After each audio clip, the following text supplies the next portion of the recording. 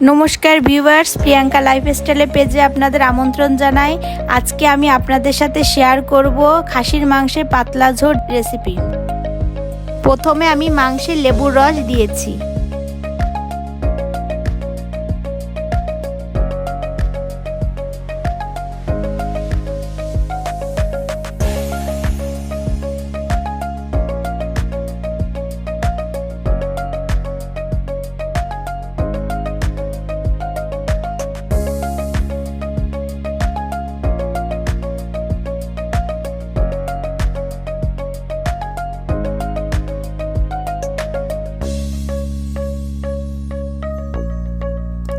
তারপর আমি পরিমাণ মতো লবণ, আদা বাটা, জিরে বাটা, ধনের গুঁড়া, রসুন বাটা, পেঁয়াজ বাটা, শুকনো ঝাল বাটা, টক দই, হলুদ গুঁড়া, পরিমাণ মতো তেল, সব উপকরণ একসাথে দিয়ে ভালোভাবে মাখিয়ে রেস্টে রাখতে হবে কিছুক্ষণ।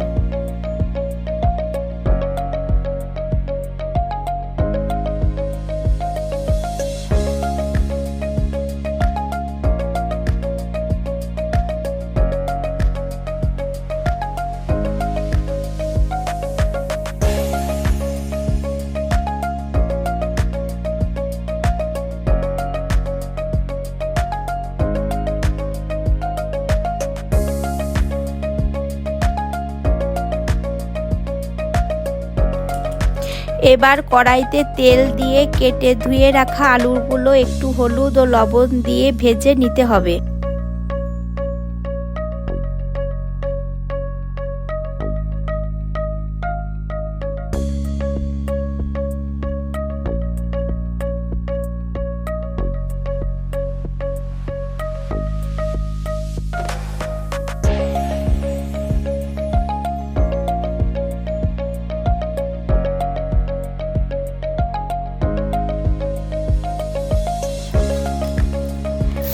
ওই তেলে পেঁয়াজ লাল লাল করে ভেজে তুলে নিতে হবে।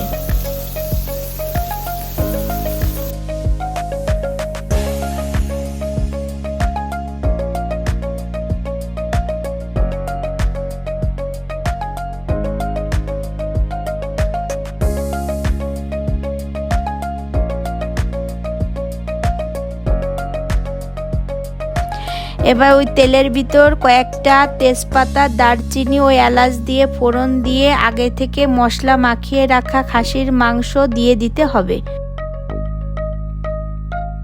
মাংস একটু নাড়াচাড়া করে ঢেকে দিব। মাংস কষাতে আমার জল দেওয়া লাগেনি। মাংস মশলা মাখিয়ে রাখার জন্য যে জল বেরিয়েছে সেটার মাধ্যমে মাংস সিদ্ধ হয়ে যাবে।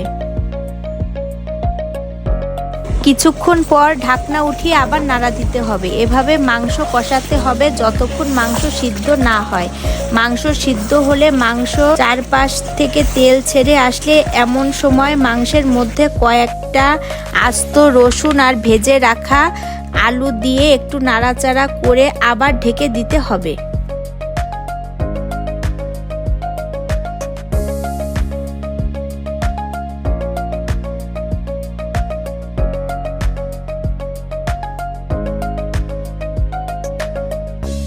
ঢাকনা উঠিয়ে পরিমাণ মতো জল দিয়ে আবার ঢাকনা দিয়ে ঢেকে দিতে হবে।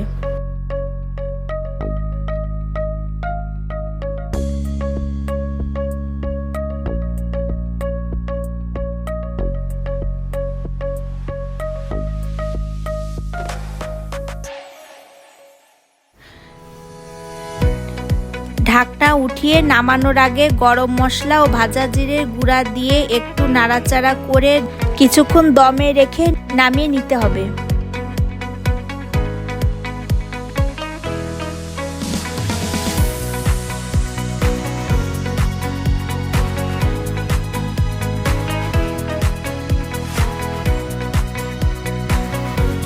একটি বোলে ঢেলে উপর থেকে পেঁয়াজ বেরেস্তা দিয়ে গরম ভাতের সাথে পরিবেশন করুন খাসির মাংসের পাতলা ঝোল।